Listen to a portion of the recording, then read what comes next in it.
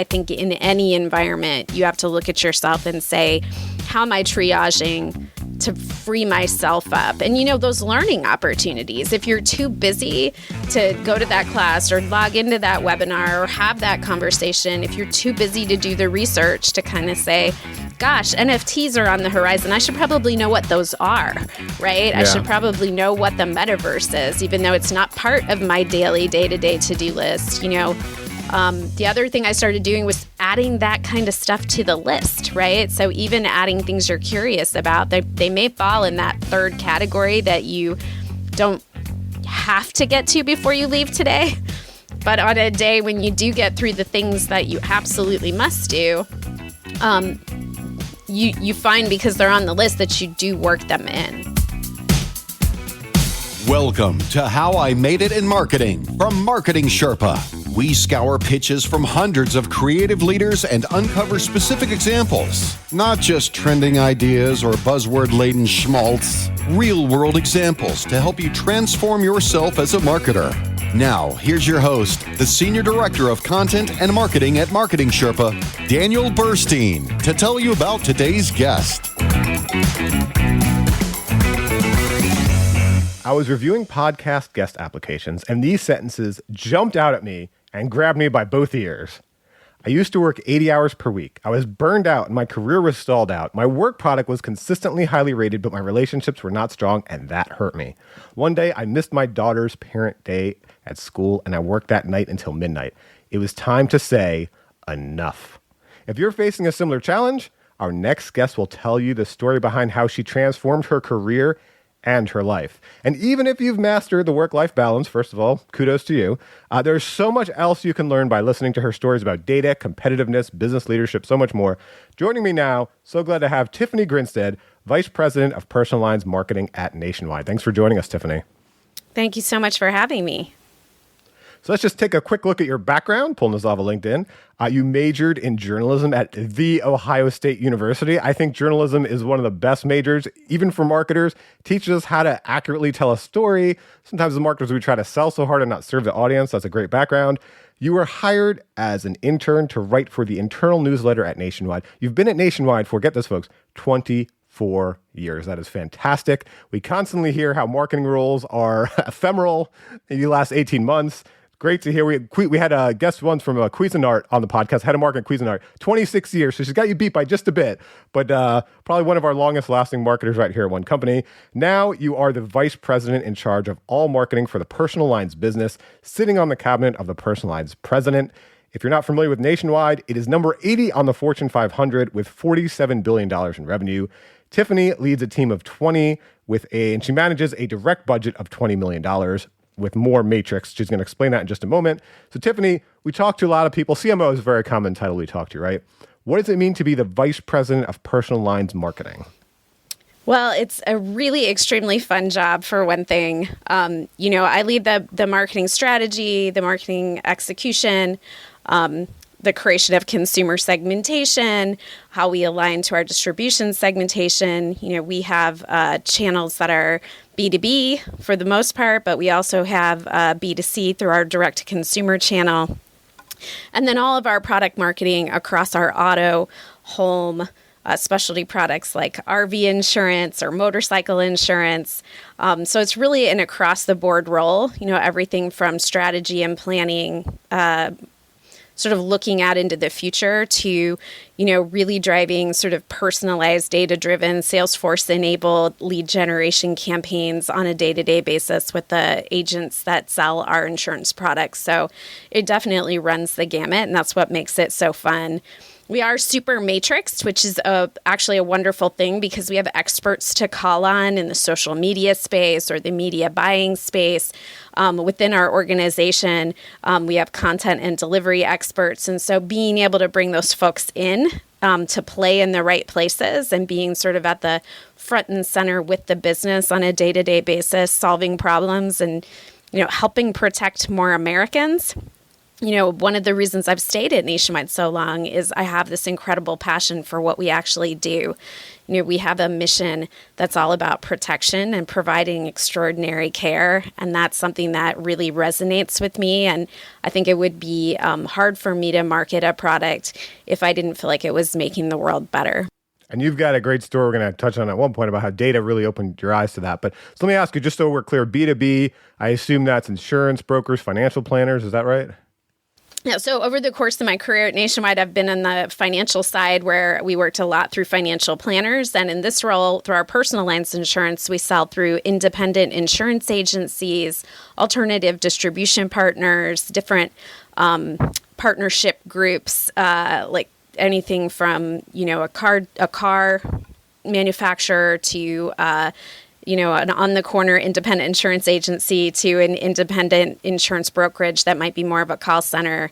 And then we also sell direct-to-consumer. We have our own call center, and we also sell digitally online. Okay, great. Well, let's take the first half of the podcast. We take a look at the things you made. I think that's a great thing about being in marketing. I've never been like a podiatrist or an auditor or something like that. But we as marketers, we make things. We make brands. We make campaigns, and I always love that about the job. So the first lesson you learned is make your mistakes as fast as you can. You said you got this phrase from Mike Spengler, who is the president of Nationwide's investment management group. How did you learn this lesson?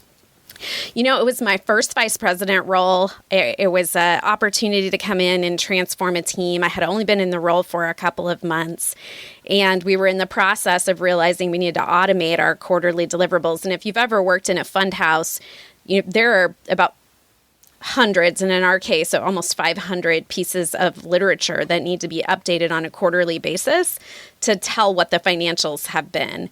And in this case, a number of mistakes were made by my team. They needed to be fixed. It was a problem. I mean, when you're a fund house, you live and die by the integrity of your information. So I had to sit down with him and say, I take full accountability. And you just don't know what you're going to get when you sit down with a senior leader. And this is an incredible leader. And, he looked at me and he said, Tiff, are you making your mistakes as fast as you can? What'd you learn from it? What are you going to do about it? And how is it going to be different from now on? And, we went on to completely automate those deliverables and to actually use technology in really cool ways. But I had a lot of those permissions because I had a leader that understood and who wasn't going to, harp on it. And it's something that I think about as a leader too. Oftentimes we beat ourselves up more than anyone. The question is, are you making the mistake and learning from it as fast as you can? And that applies, I think, in innovation as well, right? So we try things, and I try to make sure my team understands. If you have a good measurement plan, you have a good understanding of what you're testing and learning, we should be able to figure it out as fast as we can, take that learning and move forward. And it's not a failure if it doesn't go the way you think it would, because you've learned something, and that learning stays with us, and we're doing that as fast as we can over and over and over again. Yeah, let's talk about how now you as a leader, like what you do with your team to roll that out, that idea and that culture of failure being okay. Because here's my idea. Here's my soapbox I'll get on for everyone. Like, failure is so important. So I think it's a great thing about this podcast, and a lot of people told me, it's great hearing how others have failed. Big marketing leaders have failed, so it's, okay for me to fail myself. But the other thing is I wrote an article, How to Overcome 9 Common Marketing and Web Design Mistakes. And one of them, I remember, was this pizza franchise, and they were launching a mascot, and all these things went wrong. And so they said their lesson from that was not doing enough pre-planning. And doing enough pre-planning, that's important, But I kind of changed when I wrote the article. I said, here's what I think. Not trying something new. That is the biggest mistake we can make, because frankly, if you're not making that many mistakes, like you mentioned with innovation, you're probably not pushing the envelope that much. You know what I mean? You're just going around the same circle. So there's some tips you have for other marketing leaders, like things you do with your team to really instill that value. We all feel bad about mistakes. Well, there's a difference between a mistake and something you tried that didn't work, that you had good data, you had good insights, it should have worked, you had a hypothesis, you went into it and it didn't work the way you thought it did. And that quote unquote failure is a phenomenal learning, right? Because oftentimes people say they want something, but then they don't choose it. Why don't they choose it? What's going on? So you have to ask the question behind the question behind the question to understand what happened, to keep trying, and learning new things. But the thing that I think, you most need to sort of think about there is, how are you giving your teams permission to do that? If every single thing that they do, they're expected for the tests to work, then you have an environment where you're not going to test and learn, and people aren't going to take risks. I'm not going to take a risk on it not working if it's expected to work. So one of the things that I do is we have a monthly scorecard. We're putting all of our measurement of, our tried and true, if you will, plans. How are they working? It's our direct funnel. It's our lead generation in our B2B space, and then how we're bringing people through to sales. But I will tell you, we also have a section in that scorecard for test and learns. And I really encourage my folks to put in there, what are you testing in the next quarter or the next month? And then what test results have you gotten back? What did you learn?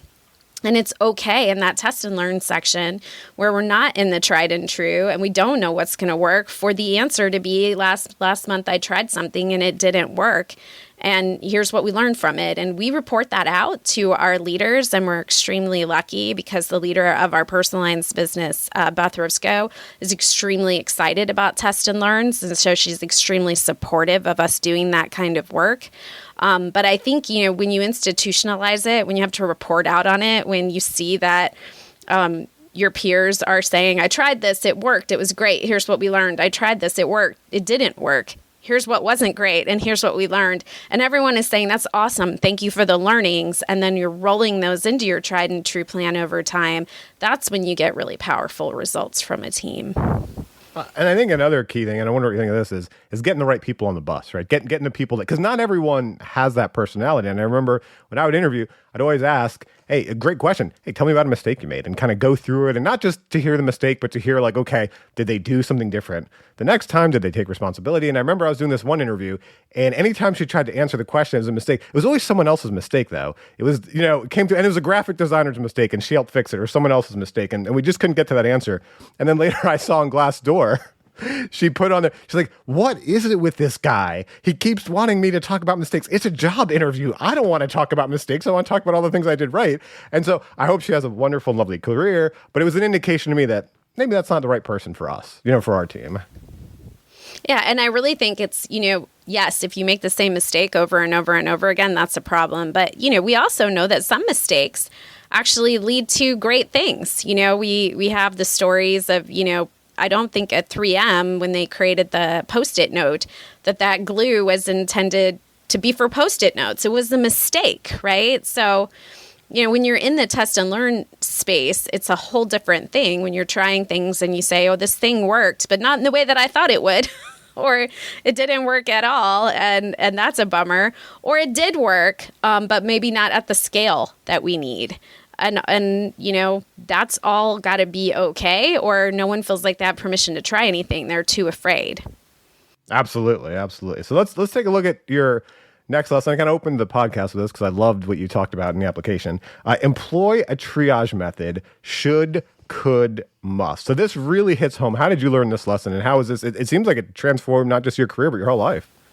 It really did. And it's crazy because it's so simple, right? And, I took various classes on time management, and I had this kind of idea that you should write a to-do list. And in my mind, that was kind of like something you wrote, and it was just really long. And I'm a check mark junkie, so I love checking things off. This really long list, and you're checking things off.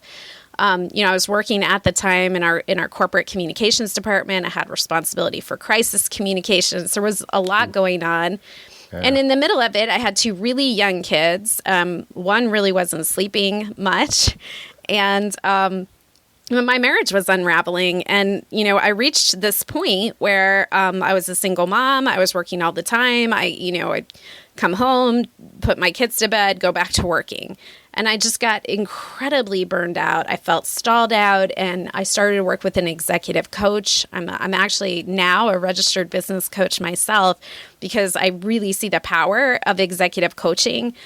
and the questions that this executive coach asked me, at one point I kept saying, well, I should do this and I should do that. And she said, her name was Vicki Tashin.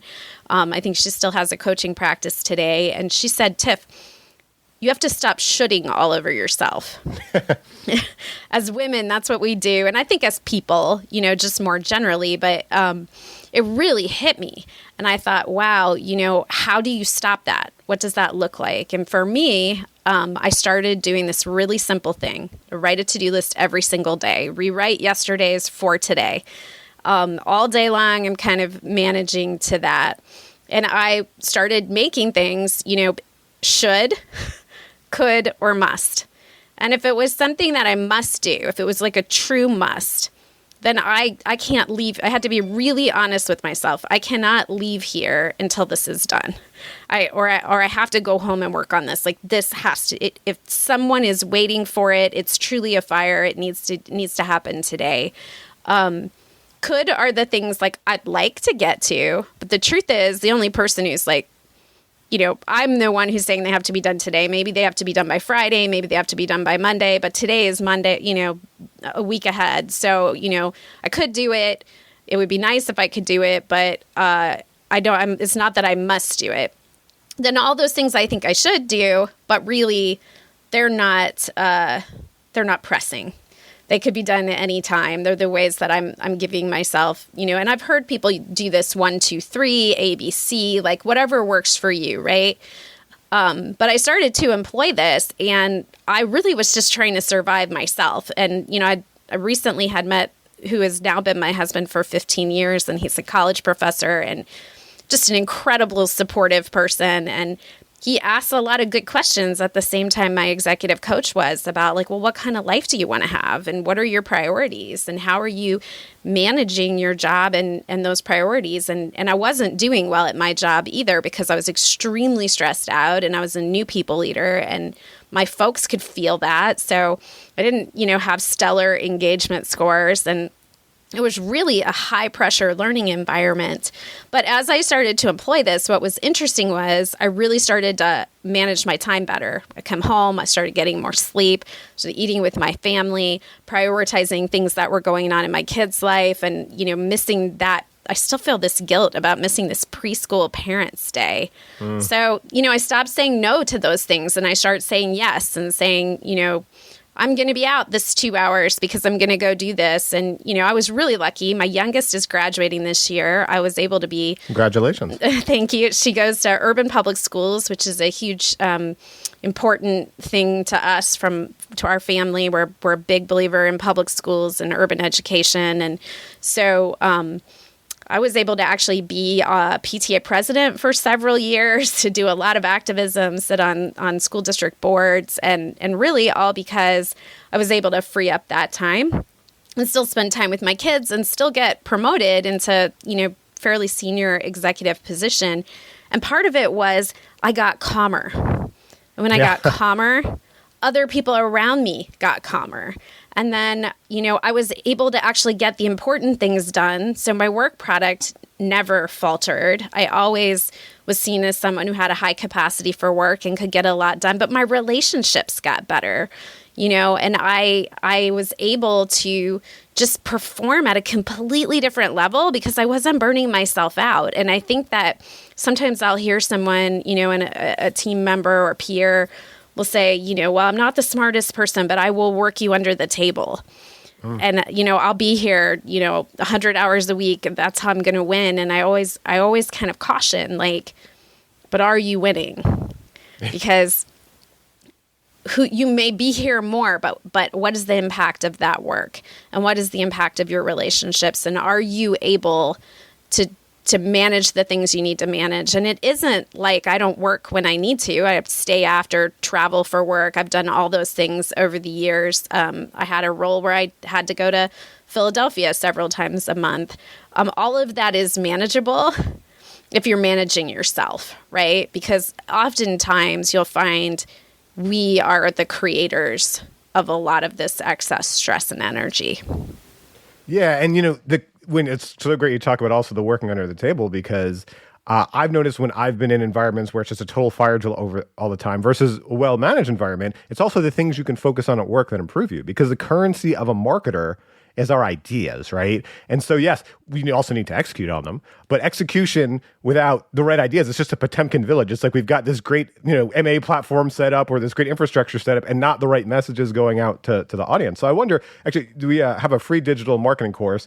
And in the very first FAST class, Flint McLaughlin teaches you need to commit yourself to mastering your art. You need to commit yourself to mastering your art. And so when I heard this triage method, I wonder, did it free up your time to focus more on like, what is your art? Like what, when we were talking in the pre-call, you said why you're so passionate about having a job in marketing and at the company you're at.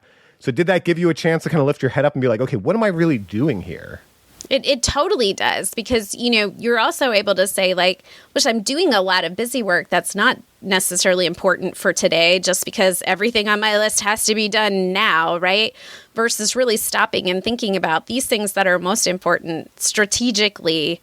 What am I trying to accomplish? It gives you relationships are important in being able to counsel your business partners. They have to be able to hear you, right? And if you're a mess and you don't have time because you're running around like a chicken with your head cut off, you're not going to be able to be invited into and make a difference in those strategic conversations. And, I recognize I'm very lucky. Nationwide is one of the top companies to work for. And part of the reason is we do have a wonderful, flexible, supportive environment in terms of work-life balance, I think, compared to a lot of other companies. But I also see people in this same environment manage themselves a lot of different ways. And I think in any environment, you have to look at yourself and say, how am I triaging to free myself up? And, those learning opportunities, if you're too busy to go to that class or log into that webinar or have that conversation, if you're too busy to do the research to kind of say, gosh, NFTs are on the horizon, I should probably know what those are, right? Yeah. I should probably know what the metaverse is, even though it's not part of my daily day-to-day to-do list. The other thing I started doing was adding that kind of stuff to the list, right? So even adding things you're curious about, they may fall in that third category that you don't have to get to before you leave today. But on a day when you do get through the things that you absolutely must do, you find, because they're on the list, that you do work them in. Yeah, I'll put in a quick plug here too. A great way to do that. Read some Marketing Sherpa case studies, see what your peers are doing. All right, let's talk about your next lesson. Data tells stories if you listen closely. So what do you mean by that? How'd you learn that? Well, I was, as I said, a journalism major, came to the company to write for the internal newsletter. And so storytelling is kind of at the heart of what I always wanted to do with my life. And so I wanted to either be a journalist or maybe in corporate PR, where I would just, tell stories. And to me, stories were, and I write fiction in my spare time. So, it's storytelling, right? It's making stuff up. It's creativity, or it's taking the quotes from people around you and getting to the heart of the point and telling the core story that someone has told you from a journalistic perspective. But I was doing public relations at the time for a retirement plans business, and I was with leaders who involved me in a lot of the leadership conversations. And what I started to see was the incredible power of data in helping to not only craft stories, but stories that really help people. And so in this case, it was really understanding the things that we knew about how people were saving for retirement within their 401k, and, what it looked like when they were overwhelmed by choices versus when their choices were more streamlined, and what their futures looked like and how they could envision those futures differently, and the ways in which the data drove that really keyed in something for me that had never been there before, that started to make me say, I think maybe I want to be in marketing. I think maybe I want to be more on the business strategy side. I think that looking at understanding data and then translating data into action is where you can really make measurable change for people, right? When you think about it. And when you're in an industry like mine, where that measurable change is the difference between at this point, when I was in the 401k business, maybe being able to stay in your home in retirement and having to leave it, or in the business that I'm in now, knowing that you're protected if water starts, busting out of your pipes, or knowing you're protected if your house burns down, or the God forbid a car accident. Those are things that really matter. And there's so many ways that data helps us help people avoid perils and have a better life. And that's something I'm really excited about. I wonder if you could think of kind of the most aha moment you had when you communicated to someone, or, an audience, a message of something you learned in the data, because I think it's really interesting what you're saying. One, insurance, retirement accounts, these are products that, we all know we should get. I mean, I should exercise and I should eat healthy. It's not that we're shocked that we know we should do this, but it's not fun. It's not where, we want to spend our money. So you really do need to kind of get that story. You mentioned fiction. I love you mentioned fiction, because I've heard someone say this: fiction is truer than nonfiction, right? Like, really good fiction, it taps into this deep human truth and it gets people to think differently and act. And I think that's what you need to do in insurance. And it got me thinking. I interviewed Michael Diamond on an earlier podcast episode. He's academic director for integrated marketing at NYU. And he used the term, I love this, he used the term data poetry. And that's why I love when you said fiction. And he quoted Alexander Pope: "What oft was thought, but ne'er so well expressed." So again, when you've got this message that we all know is right, nobody thinks it's wrong. Yeah, I should have insurance. Yeah, I should save for retirement. Is there any thoughts you had of wow, data really helped tell a story? I think I remember I saw a video of you telling a very personal story. I don't know if it was your father, your grandfather, or someone who really not having the right insurance retirement account really impacted him. So I just wonder how you kind of tap into that those fiction writing skills to actually tell that data story. Yeah, I think at the heart, I love that. I'm going to have to think about that. Like, data poetry, is that what it was? Yeah, data poetry. Data poetry. I love that because, emotion is at the heart of everything, right? And it's where data meets emotion that I think you get this confluence of story that actually drives people to change, right? And I've talked a lot over the years. I have my own theory about change, which is I've got to get into your head, down into your heart to get to your hands, right? And so, it's what people are willing to entertain, be aware of, know about, then, what's going to be that emotion that touches their heart, and then does that get them to do something different, to change what they're doing with their hands. And that, that goes in so many different ways. I'll often use the analogy with that one with, pro-choice, pro-life, and it really doesn't matter what side of the spectrum you're on. But I'll always just ask people to just go ahead and raise their hands if they've ever had a bumper sticker on that topic change their mind. And I've never yet seen a hand go up, right? And then I'll ask them if they've ever seen a bumper sticker on that topic make them angry. And usually about half the room's hands go up. And so you're playing with fire in this space of when you get to heart.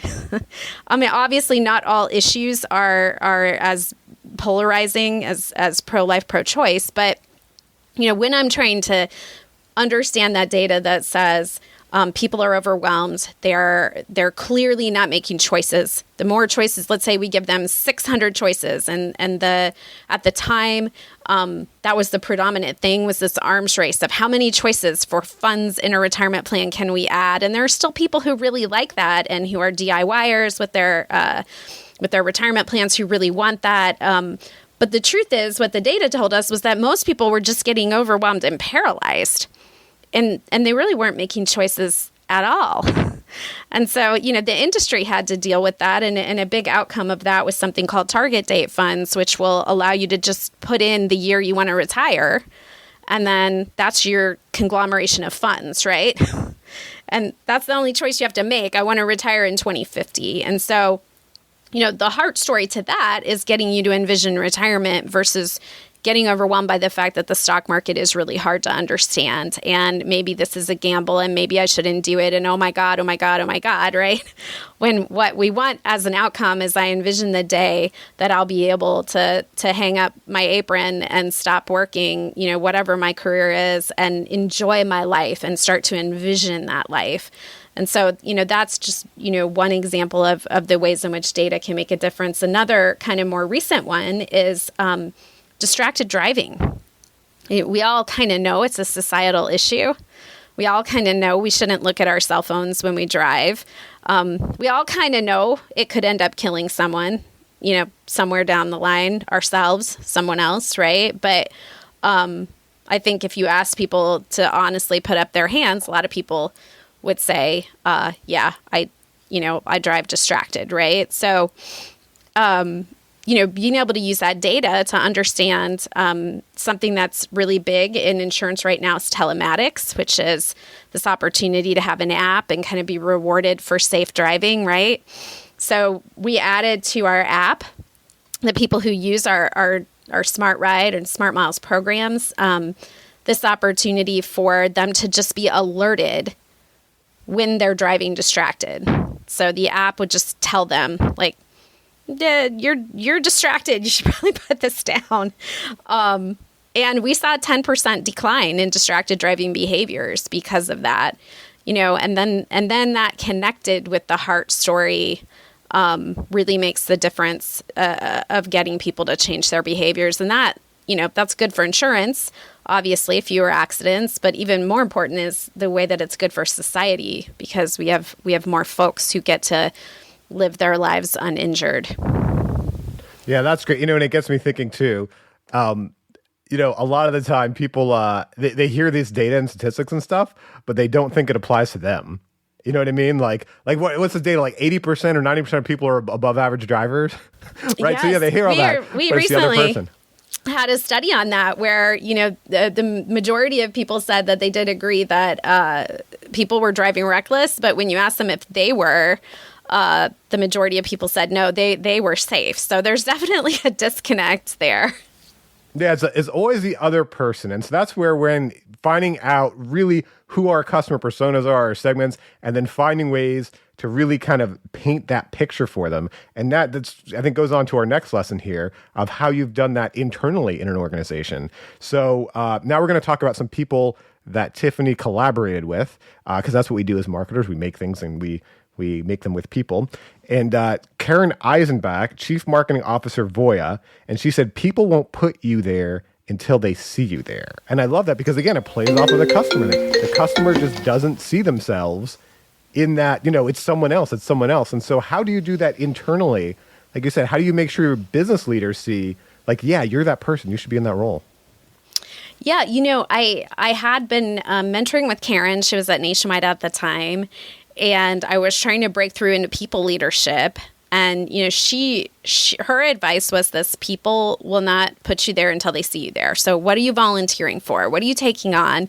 How are you, doing that extra to show that you can already operate at this level, right? How are you doing the strategic thinking that might be expected of the person 2 levels above you, and just doing it, just getting in there and making that part of your job so that one day folks will turn around and say, oh my gosh, she's a what level? No, she's got to be 2 levels above, right? We got to rectify that. And that was her theory. And it was really, really a great one.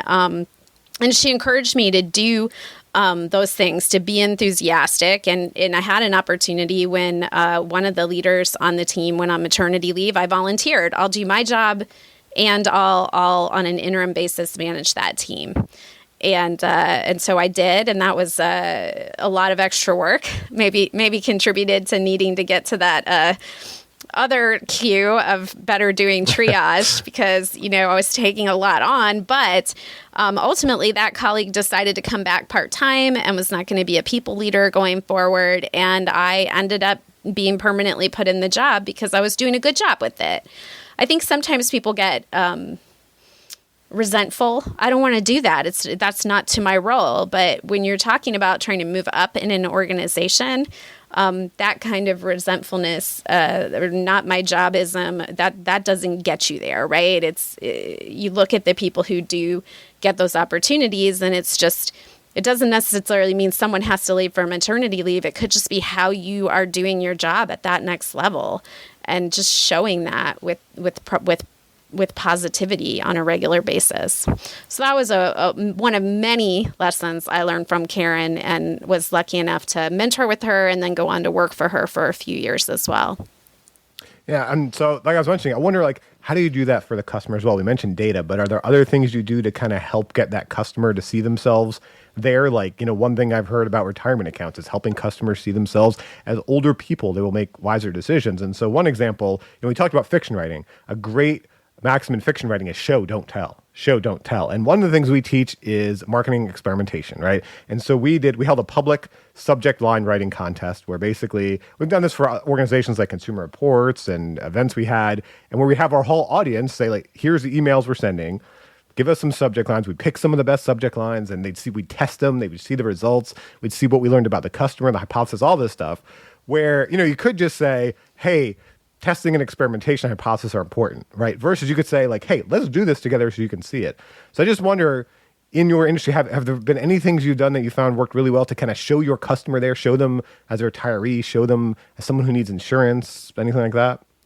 Yeah, we do find, and I think that's at the heart of a lot of what we would call, content marketing or thought leadership, right? How do you sort of get people thinking about, and it can be the simple things like, the study that we just talked about, right? Where you get the data to kind of get people to show people sort of, oh, I'm disconnected. Those quizzes that folks can take to kind of see where they are.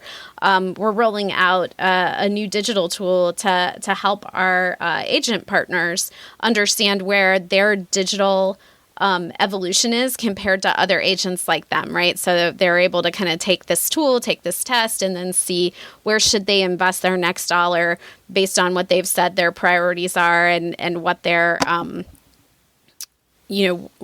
they've filled out the survey in terms of their digital evolution. And, those kinds of interactive tools, those things that get to my hands to get me to try things are really important, right? Because the more that folks can envision it in their head and then try it with their hands, the more likely then they are to see you as a long-term partner, for sure. Get them to start moving, get them to start typing. Yeah. So now your next lesson, marketing can be fiercely competitive. I mean, definitely on the agency side, it can be brutally competitive, but this is a story even on the corporate side. And you learned this with Gretchen Weller, I'd say, maybe not from her, but maybe with her. Gretchen Weller is now the vice president of content marketing at JP Morgan Chase. And you learned define your relationships for yourself. And how did you learn that? Yeah, so Gretchen and she was on the creative side. I was on, I think, the media team at the time, media relations, and some internal communications work. And we just consistently found ourselves on opposite sides of the issue. We had leaders who had different visions. And oftentimes, we were the two directors, each of us under them, and we would kind of go out and do the good battle, right, on behalf of our organizations. And it was a different time. I think Nationwide is a lot more collaborative, 20 years later in ways where I don't think this would happen, but we were very young and we were following, the leads that we were given. And, it wasn't necessarily personal, but it was also not a thing where we went out of our way to love each other personally either. It was just, we weren't yelling and screaming. That's not part of Nationwide culture, but we weren't cooperating and we frustrated each other. And I was talking to an older colleague, a male, about a meeting I just had, and I was like, I met with her, and I said this, and she said this, and I got my way, so it was really good. And he looked at me, and I will never forget. He said, "I really wish I could have been in that room to see two young, overly ambitious women clawing each other's eyes out." Oof. And I thought I had just been smacked across the face because that was not how I perceived that we were behaving. And, just playing into maybe some sexist tropes there or, so I went and grabbed her and just said, "Hey, someone just said this to me." And I said it to her, and she stopped and kind of froze in place. And, together we said, you know what, let's just go to lunch. Let's just go to lunch once a week. And so we started going to lunch once a week. and we got to know each other personally. We grew up in really similar towns and really similar households. We had really similar value systems. We really enjoyed each other. When I was going through some personal issues at home, she was the friend who kind of stood up and was there for me. We got in the habit of talking to each other on the way to work every single morning, on the way home every single day. And, I was just recently the maid of honor in her wedding. She is no longer at Nationwide. She's now at JP Morgan, and we still talk on the way to work and on the way home every single day. But what I really took away from that, and I talk to younger folks about it, is, you have to define your relationships for yourself. You need to recognize, that the people around you truly are people, and the person that, might be in an organization that's sideways from your organization could potentially be your best friend in the world if you were open to it. And what was interesting about Gretchen and I was, as we became better friends, our teams became almost like the model for what collaboration needed to look like. And a lot of the problems just went away because we would just get in a room and we would just figure it out. And both of us kind of went on to have careers where we were known for collaboration. And I think that this lesson for both of us was a really big part of that. Yeah, that's a beautiful story. There's something funny that happens with us. There's this false construct of these corporations and these organizations where we as human beings work in them, and it can dehumanize us to each other, but I mean, even more so to our customers, right? They just become numbers in a database. So I love that. I think what you did essentially was bring the humanity back to that conversation and back to that person, because I'm guessing if you were not in that corporate construct, if you were just out at a park or wherever else you might meet, probably would have had a very different interaction because you would have found out you had all these similarities and really liked each other. So that's very nice.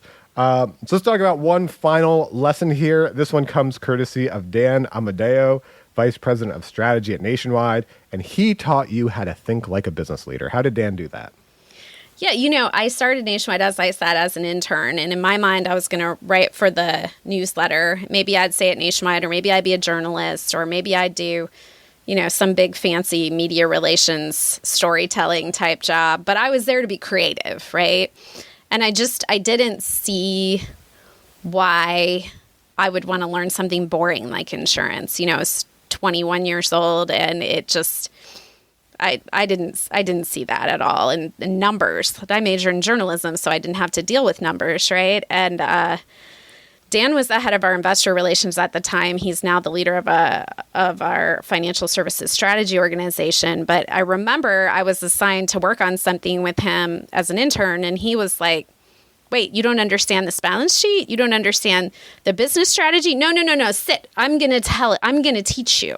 And he's a tremendous storyteller. And so I found myself getting more and more excited about the stories he was telling as he was bringing all of this to life. And then I found by understanding those things, I was doing better in my role. And then all of a sudden, I wasn't just writing for the internal newsletter. I was getting assigned projects to work on because I had this sort of business knowledge that wasn't sort of the norm for an intern who was brought in to work on the internal newsletter. And I transitioned to being an intern that worked on business projects from an internal communications perspective, and then later, moved into roles where I had external communications and then eventually marketing.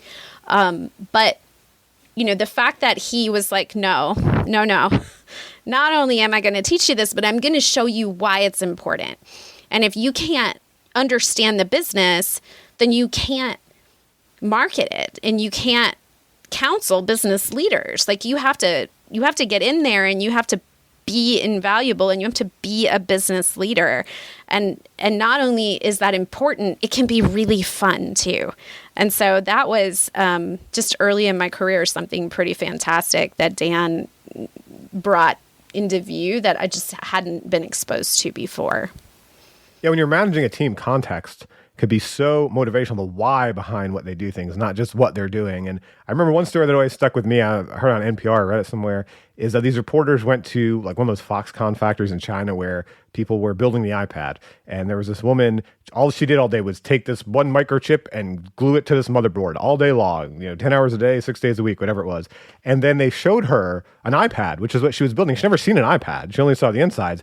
And she wept just to know that she was part of this process of creating this thing. You know what I mean? And we're not in manufacturing, but the same is true in marketing of where, making sure, one, your creatives, that's a great way to motivate your creatives, or everyone on the team, what is the bigger value proposition of our company? Why do we do things? What are the internal workings? And how does it all play out? So I love that story. And I wonder, one place marketers are really challenged, I found, is that internal marketing, especially to business leaders. They're really challenged in explaining why they need the budget they're doing, what they want to do. And I wonder how that understanding of the business helped you. And also, something like we talked about is understanding different types of customers and how you can communicate to them.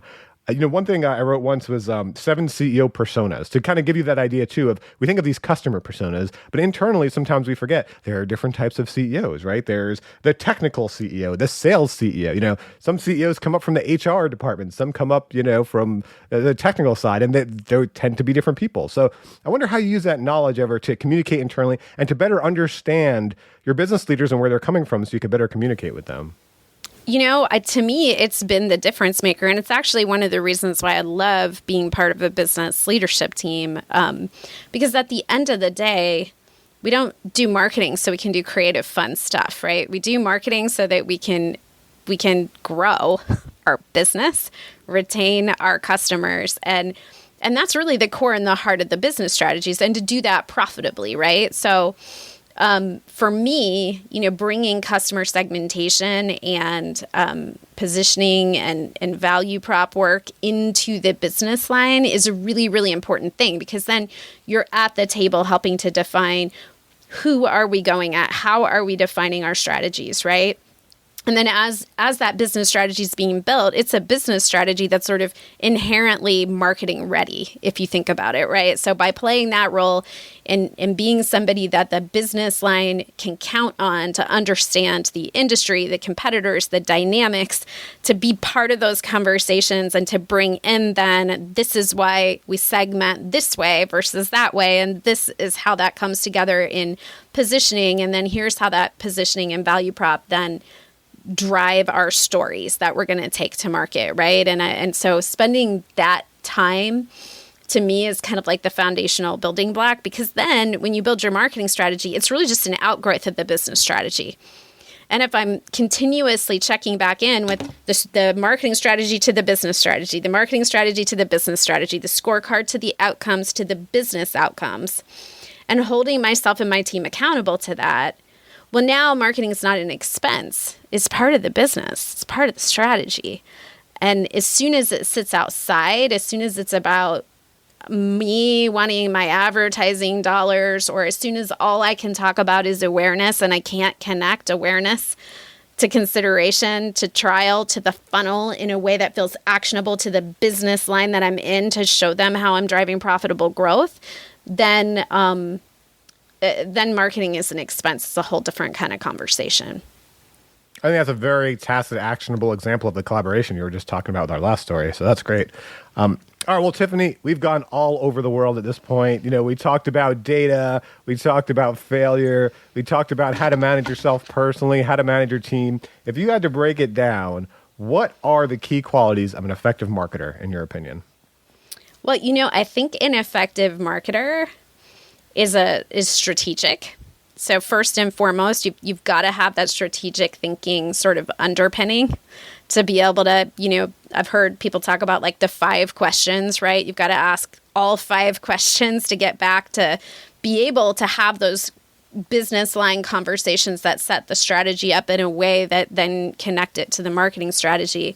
I also think in today's interconnected world and environment, you have to be collaborative. You absolutely have to be able to work across lots of different folks to be able to find allies, partners, peers, learn from others, whether that's outside organizations, whether that's agencies, whether that's inside your own organization, if it's matrixed, or with your business partners. If you can't collaborate, you're not gonna be able to win. And so, that I think is really, really key. And then, I think passion goes a long way. And that's passion for marketing, for the work we do, for getting better at the work, for it's not a static thing. 20 years ago, marketing was very different than it is today. You know, we weren't talking 20 years ago about some of the kind of personalization tools that we talk about today, the way that data drives into CRM systems, that wasn't happening the way that it is sort of mainstream happening now. So if you don't have the passion to grow your knowledge, to talk about your craft, to get better at your craft, then I think you can fall behind really quickly. I mean, social media isn't anything like it was. I mean, I had a MySpace account, and that's completely useless right now, right? If you aren't somebody who's curious about getting on TikTok and figuring out what that is, then you're probably in the wrong career, even if your company's not using TikTok yet. The fact is you need to be passionate and curious and kind of constantly keeping your own skills up to date. Yeah, I mean, I started out writing print ads in the Wall Street Journal, so things have changed since then. But I love that word you use, craft. Such a beautiful word to describe what we do as marketers. You got to look at it as a craft, and I love your passion. I mean, shine through in this conversation. So thanks for taking the time to talk to me, Tiffany. Thank you so much. And thank you to everyone for listening. I hope you got some ideas from Tiffany for mastering your craft. Thank you for joining us for How I Made It in Marketing with Daniel Burstein. Now that you've gotten inspiration for transforming yourself as a marketer, get some ideas for your next marketing campaign from Marketing Sherpa's extensive library of free case studies at marketingsherpa.com. That's marketingsherpa.com.